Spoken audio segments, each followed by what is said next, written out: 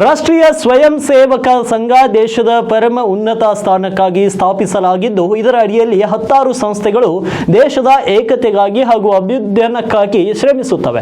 ಅಂತಹ ಸಂಸ್ಥೆಗಳಲ್ಲಿ ಲಘು ಉದ್ಯೋಗ ಭಾರತಿ ಕೂಡ ಒಂದು ಅಂತ ರಾಷ್ಟ್ರೀಯ ಸ್ವಯಂ ಸೇವಕ ಸಂಘದ ಕಲಬುರಗಿ ವಿಭಾಗೀಯ ಪ್ರಚಾರಕ ಹನುಮಂತರಾವ್ ಪಾಟೀಲ್ ತಿಳಿಸಿದರು. ಬೀದರ್ ನಗರದ ಕರ್ನಾಟಕ ಕಾಲೇಜಿನ ಸಭಾಂಗಣದಲ್ಲಿ ನಡೆದ ಲಘು ಉದ್ಯೋಗ ಭಾರತಿ 31ನೇ ಸಂಸ್ಥಾಪನಾ ದಿವಸ ಹಾಗೂ ಲಘು ಉದ್ಯೋಗ ಭಾರತಿ ಬೀದರ್ ಘಟಕದ ಚಾಲನೆ ಕಾರ್ಯಕ್ರಮದ ಮುಖ್ಯ ಅತಿಥಿಗಳಾಗಿ ಆಗಮಿಸಿ ಮಾತನಾಡಿದ ಅವರು, ಇತ್ತೀಚಿನ ದಿನಗಳಲ್ಲಿ ಯುವಕರು 20-25 ಕೋಟಿಯ ವ್ಯವಹಾರ ನಡೆಸುತ್ತಿದ್ದಾರೆ. ಆದರೆ ಆ ವ್ಯವಹಾರ ಪಾರ್ಟ್ನರ್ಶಿಪ್ ನಲ್ಲಿ ಇರುತ್ತದೆ. ಪಾರ್ಟ್ನರ್ಶಿಪ್ ವ್ಯವಹಾರಕ್ಕಿಂತ ಸ್ವಂತ ಕಂಪನಿಗಳ ನಿರ್ಮಾಣಕ್ಕೆ ಯುವಕರು ಹೆಚ್ಚು ಒತ್ತು ಕೊಡಬೇಕು ಎಂದರು. ನೀವು ಸ್ವಂತ ಕಂಪನಿ ನಿರ್ಮಾಣಕ್ಕೆ ಮುಂದಾದಾಗ ಸರ್ಕಾರ ನಿಮಗೆ ಸಹಾಯ ನೀಡುತ್ತದೆ. ಕೇವಲ ರಾಷ್ಟ್ರೀಕೃತ ಬ್ಯಾಂಕ್ಗಳಲ್ಲಿ ಅಷ್ಟೇ ಅಲ್ಲದೆ ಸಹಕಾರಿ ಬ್ಯಾಂಕ್ಗಳಲ್ಲಿ ಕೂಡ ಸಹಾಯ ಮಾಡಲಾಗುತ್ತೆ. ಆದರೆ ಎಷ್ಟೋ ಜನಕ್ಕೆ ಸ್ವಂತ ಉದ್ಯೋಗ ಸ್ಥಾಪಿಸಲು ಸರ್ಕಾರ ನೀಡುವ ಸಹಾಯ ಹಸ್ತದ ಬಗ್ಗೆ ಮಾಹಿತಿ ಕೊರತೆ ಇದೆ. ಆ ಮಾಹಿತಿಯನ್ನು ಪ್ರತಿಯೊಬ್ಬರಿಗೂ ತಿಳಿಸುವ ಕೆಲಸವನ್ನ ಲಘು ಉದ್ಯೋಗ ಭಾರತಿ ಕಳೆದ 3 ದಶಕಗಳಿಂದ ಮಾಡ್ತಾ ಬಂದಿದೆ ಎಂದರು. ಇನ್ನು ಚೇಂಬರ್ ಆಫ್ ಕಾಮರ್ಸ್ನ ಅಧ್ಯಕ್ಷರಾದ BG ಶೆಟ್ಕಾರ್ ಮಾತನಾಡಿ,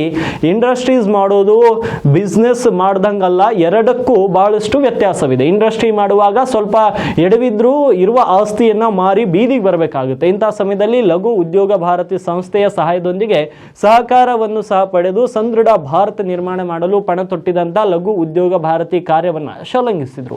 ನಂತರ ನಗರದ ಖ್ಯಾತ ಉದ್ಯಮಿಗಳಾದ ರಮೇಶ್ ಹೂಗಾರ್ ಗಾದ್ಗಿ, ಸಚಿನ್ ಕೊಳ್ಳೂರ್, ಅಶೋಕ್ ರೇಜಂತಲ್, ಪುನೀತ್ ಸಿಂಗ್ ಅವರನ್ನ ಸನ್ಮಾನಿಸಿ ಗೌರವ ಸಲ್ಲಿಸಲಾಯಿತು. ಈ ವೇಳೆ ರಾಮಕೃಷ್ಣ ಆಶ್ರಮದ ಜ್ಯೋತಿರಾನಂದ ಸ್ವಾಮೀಜಿ ದಿವ್ಯ ಸಾನ್ನಿಧ್ಯವನ್ನು ವಹಿಸಿದರು.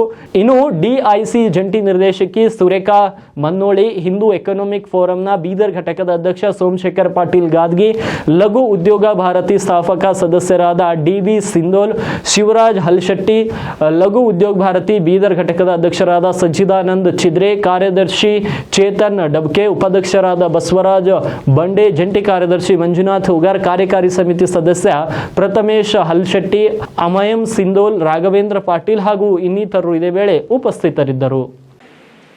ಆಮೇಲೆ ನನಗೆ ಗೊತ್ತಿದ್ದ ಪ್ರಕಾರ 70% ಬೀದರ್ದಾಗೆ ಇಂಡಸ್ಟ್ರಿ ಹಾಕಿದಾರಲ್ಲ, ಅದೆಲ್ಲ ಪ್ರಾಪರ್ಟಿ ಅಟ್ಯಾಚ್ಮೆಂಟ್ ಆಗಿದೆ, ಮಾಡ್ಕೊಂಡ್ಬಿಟ್ಟಿದ್ದಾರೆ.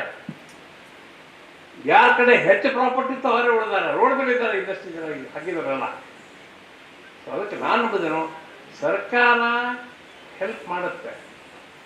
ನಾವು ಅದ್ರ ಬಗ್ಗೆ ಇಂಡಸ್ಟ್ರಿ ಹಾಕೋದಂದ್ರೆ ಈಗ ನಮ್ಮಲ್ಲಿ ಹಂಗೆ ಮಳೆಗೆ ತಿಪ್ಪಿ ಮೇಲೆ ಹೇಳ್ತಾವ ಹಂಗೆ ಇಂಡಸ್ಟ್ರಿ ಹಾಕಲು ಚಾಲು ಮಾಡಿದ್ರು ಜನ ವಿತೌಟ್ ಹ್ಯಾವಿಂಗ್ ಎನಿ ನಾಲೆಜ್.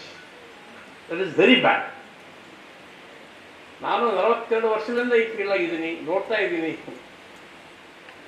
ಗೊತ್ತಾ, ಎಷ್ಟೋ ಜನ ಅವರು ತಮ್ಮ ಪ್ರಾಪರ್ಟಿ ಕಳ್ಕೊಂಡಿದ್ದಾರೆ ಇದರಲ್ಲಿ. ಸ್ವಲ್ಪ ಜನ ಈಗ ನಮ್ಮಲ್ಲಿ ಬೀದರ್ದಾಗ ಎಲೈಟೆಡ್ ಇಂಡಸ್ಟ್ರಿಯಲಿಸ್ಟ್ ಕೇರಳ ಉದ್ಯೋಗ ನೋಡಿದ್ರಲ್ಲ, 10 ಸಲ KCC ಲೋನ್ ತಗೊಂಡಿದ್ದಾರೆ, 10 ಸಲ ಕಟ್ಟಿದ್ದಾರೆ. ಈಗೆಲ್ಲ ಇಂಡಸ್ಟ್ರಿ ನಡೀತಾ ಇದೆ. ಅಶೋಕ್ ರಿಜಂತಲ್ ಅದಾರೆ, ಸಿಂಧೋಲ್ ಅದಾರೆ, ಬಸವರಾಜ್ ಧನ್ನೂರ್ ಅದಾರೆ. ಸ್ವಂತ ರೊಕ್ಕ ಬೇಕು, ಬಂಡವಾಳ ಹಾಕೋದು ಎಕ್ಸ್ಪೀರಿಯನ್ಸ್ ಬಂಡೆ ಅದಾರೆ. ಇದಕ್ಕೆ ಬರೀ ಇಂಡಸ್ಟ್ರಿ ಮಾಡೋದಂದ್ರೆ ವರ್ಕಿಂಗ್ ಕ್ಯಾಪಿಟಲ್ ಬೇಕು. ಯಾವ ಬ್ಯಾಂಕ್ ಆದ್ರೂ ಅವ್ರು FD ಇಕ್ಕಿದ್ರು ರೊಕ್ಕ ನೋಡ್ಬೇಕೆ ಬೇಡ, ಸಾಲ ಕೊಡ್ತಾರೆ. ಬ್ಯಾಂಕ್ ಅಂದ್ರೆ ಸೆಕ್ಯೂರಿಟಿ ತಗೊಂಡ್ರೆ ಕೊಡ್ತಾರೆ. ನಾ ಏನು ಹೇಳ್ಬೇಕಂತೀನಂದ್ರೆ, ನಿಮ್ಮಲ್ಲಿ ಅದು ಇಂಡಸ್ಟ್ರಿಯಲ್ ಭಾಳ ದುಡಿಬೇಕಾಗುತ್ತೆ. ಅದಕ್ಕೆ ನೌಕರಿ ಮಾಡಿದಂಗೆ ಅಲ್ಲದು. ನೌಕರಿ ಮಾಡೋದು ಆಸೆ ನಿಮ್ಗೆಲ್ಲ ಫ್ಯಾನ್ ಕೆಳಗೆ AC ಕೆಳಗೆ ನೌಕರಿ ಮಾಡಬೇಕಾದ್ರೆ ಹೆಂಗ್ ರೂಢಿಗೆ ಆಗಿದೆ ಅಲ್ಲಿದ್ದು ಇಂಡಸ್ಟ್ರಿ ಅಂದ್ರೆ. ಇಂಡಸ್ಟ್ರಿ ಮೀನ್ಸ್ ನೀವು ಉಪಯೋಗ ಮಾಡೋದಾದ್ರೆ ನಿಮ್ಮ ಡಿಪೆಂಡ್ಸ್ ಇರ್ತಾರೆ ಭಾಳ ಜನ. ನೀವು ಸರ್ಕಾರಕ್ಕೆ ರೊಕ್ಕ ಕೊಡಬೇಕು, ನೀವು ಎಂಪ್ಲಾಯೀಸ್ ರಿಜಿಸ್ಟರ್ ಮಾಡಬೇಕು, ಪವರ್ ಬಿಲ್ ಕಟ್ಟಬೇಕು, ಗೌರ್ಮೆಂಟ್ ಟ್ಯಾಕ್ಸ್ ಕಟ್ಟಬೇಕು, ಎಲ್ಲರೂ ಮಾಡಿದ್ರೆ ನೀವು ಉಳಿದ ಮನೆ ಒಯ್ಬೇಕು. ನೀವು ಇಂಡಸ್ಟ್ರಿ ಮಾಡೋದು, ನಾ ಬಿಚ್ಚ ಮನುಷ್ಯನ ಹೇಳ್ತಾ ಇದ್ದೀನಿ, ಇಂಡಸ್ಟ್ರಿ ಮಾಡೋದು ಅಷ್ಟು ಆಸಾನಿ ಇಲ್ಲ. ಇದನ್ನೆಲ್ಲ ಇದೇ ತಿಳ್ಕೊಂಡೇ ಇಂಡಸ್ಟ್ರಿ ಹಾಕ್ಲಿಕ್ಕೆ ತಯಾರಾಗಿದೆ. ಎಲ್ಲ ಪ್ಲ್ಯಾನ್ ಮಾಡಿ ಎಲ್ಲದಕ್ಕೂ ಫಿಟ್ ಇದ್ದರೆ ಮಾತ್ರ ಇದ್ರ ಬರಬೇಕು. ಭಾಳ ಸಂತೋಷದ ವಿಷಯ. 31ನೇ ಸ್ಥಾಪನಾ ದಿವಸ ಬೀದರ್ನಲ್ಲಿ ಸೆಲೆಬ್ರೇಟ್ ಮಾಡ್ತಾ ಇದ್ದಾರೆ. ನಮ್ಮ ಬೀದರ್ ಚಾಪ್ಟರ್ನಿಂದ ಭಾಳ ಸಂತೋಷದ ವಿಷಯ. ಬೀದರ್ ವಾಣಿಜ್ಯ ಕೈಗಾರಿಕಾ ಸಂಸ್ಥೆಗೆ ಇದು ಅಂಗಸಂಸ್ಥೆಯಾಗಿ ಅಥವಾ ಜೊತೆಯಾಗಿ ಕೆಲಸ ಮಾಡೋಣ ಅಂತ ಈ ಸಂದರ್ಭದಲ್ಲಿ ಹೇಳಿ, ನನಗೆ ಪರ್ಸನಲ್ ಅಟ್ಯಾಚ್ಮೆಂಟ್ ಯಾವುದು ಬರೋದು.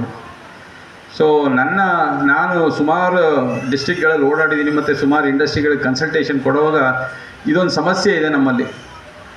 ಸೊ ತುಂಬ ಇದೇನು ಮಾಡ್ತಾಯಿಲ್ಲ, ಯೋಚನೆ ಮಾಡ್ತಾಯಿಲ್ಲ. ಎಲ್ಲ ಇದು ಅಷ್ಟು ದೊಡ್ಡ 20 ಕೋಟಿ 25 ಕೋಟಿ ಟರ್ನ್ ಓವರ್ ಮಾಡ್ತಾಯಿದ್ದಾರೆ, ಬಟ್ ಪಾರ್ಟ್ನರ್ಶಿಪ್ಪಲ್ಲಿ ಮಾಡ್ತಾಯಿದ್ದಾರೆ. ಇದು ತುಂಬ ರಿಸ್ಕಿ. ಸೊ ಆದಷ್ಟು ನಿಮ್ಮ ಪಾರ್ಟ್ನರ್ಶಿಪ್ನ ಕಂಪ್ನಿಯಾಗಿ ಕನ್ವರ್ಟ್ ಮಾಡ್ಕೊಳ್ಳಿ. ಅಡ್ವಾಂಟೇಜಸ್ ಜಾಸ್ತಿ ಇದೆ ಕಂಪ್ನಿಯಾಗಿ ಮಾಡ್ಕೊಳ್ಳೋದ್ರಿಂದ. ಒಂದು, ಎಕ್ಸ್ಪೋರ್ಟ್ ಮಾಡೋಕ್ಕೆ ಆಪರ್ಚುನಿಟೀಸ್ ಜಾಸ್ತಿ ಇದೆ ಕಂಪ್ನಿಯಾಗಿ ಮಾಡಿದ್ರೆ. ಇನ್ನೊಂದು, ಲಯಬಿಲಿಟಿ ಲಿಮಿಟ್ ಆಗಿಬಿಡುತ್ತೆ.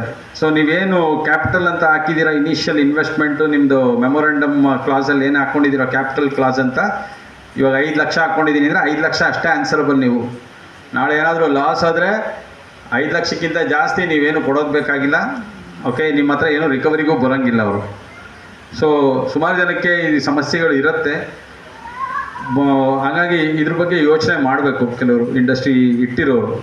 ಓಕೆ, ದೊಡ್ಡ ಮಟ್ಟಕ್ಕೆ ಬೆಳಿಬೇಕು ಅಂದರೆ ರಿಸ್ಕ್ ತೊಗೊತೀನಿ ಅಂದರೆ better to convert it into limited companies. Public ಆದರೂ ಆಗ್ಬೋದು, ಇಲ್ಲ ಪ್ರೈವೇಟ್ ಕಂಪನೀಸ್ ಆದರೂ ಆಗ್ಬೋದು, ಇಲ್ಲ LLP ಆಗ್ಬೋದು. 1% ಕಂಪ್ನಿ ಇದೆ ಇವತ್ತು. ಕಂಪನಿ ಫಾರ್ಮೇಷನ್ ತುಂಬ ಈಸಿ, ವಿತಿನ್ 15 ಡೇಸ್ ಮಾಡ್ಬೋದು. ಈಗ ಎಲ್ಲ ಆನ್ಲೈನ್ ಪ್ರಾಸೆಸ್ ಆಗಿದೆ. ಆಮೇಲೆ ಇದು ಕಡಿಮೆ ಇದೆ, ನಿಮಗೆ ಫೀಸು ಕಡಿಮೆ ಇದೆ. ಮಿನಿಮಮ್ ಒಂದು 15,000 ರೂಪಾಯಿ ಖರ್ಚಾಗುತ್ತೆ ಅಷ್ಟೇ ಕಂಪನಿ ಫಾರ್ಮೇಷನ್ಗೆ. ಇವತ್ತು ಎಲ್ಲ ಆನ್ಲೈನ್ ಪ್ರಾಸೆಸ್ಸು ಇಮಿಡಿಯೇಟಾಗಿ ಆಗುತ್ತೆ, 15 ಡೇಸ್ ಒಳಗಡೆ ಆಗುತ್ತೆ ನಿಮಗೆ. ಸೊ ಹಂಗಾಗಿ ದಯವಿಟ್ಟು ಆ ಥರ ಇರೋರನ್ನ ಕಂಪ್ನಿ ಕನ್ವರ್ಟ್ ಮಾಡ್ಬೋದು. ಪ್ರೈವೇಟ್ ಪಾರ್ಟ್ನರ್ಶಿಪ್ನು ಕನ್ವರ್ಟ್ ಮಾಡ್ಬೋದು, ಸೋಲ್ ಪ್ರೊಪ್ರೈಟರ್ನು ಕನ್ವರ್ಟ್ ಮಾಡ್ಬೋದು. ದಯವಿಟ್ಟು ಕನ್ವರ್ಟ್ ಮಾಡಿಸ್ಕೊಡಿ, ರಿಸ್ಕ್ ತೊಗೊಳಕ್ಕೆ ಹೋಗ್ಬಿಡಿ ಬಿಸ್ನೆಸ್ಸಲ್ಲಿ. ಸರ್ ಹೇಳ್ದಂಗೆ, ಚೇಂಬರ್ ಆಫ್ ಕಾಮರ್ಸ್ ಅಧ್ಯಕ್ಷರು ಹೇಳ್ದಂಗೆ, ಬಿಸ್ನೆಸ್ ರಿಸ್ಕ್ ತುಂಬ ಇದೆ. ಸುಮಾರು ಜನ ರಿಸ್ಕ್ ತೊಗೊಂಡಿದ್ದಾರೆ, ಪಾಪ ಅನುಭವಿಸ್ತಾ ಇದ್ದಾರೆ ಈಗಲೂ. ಮಾಡಿದ ಸಾಲಕ್ಕೆ ಅವಾಗ ಯಾವಾಗಲೂ ಮಾಡಿ ಇಂಡಸ್ಟ್ರಿ ಮಾಡಿ ಆ ಸಾಲನ ತೀರ್ಸೋದ್ರಲ್ಲೇ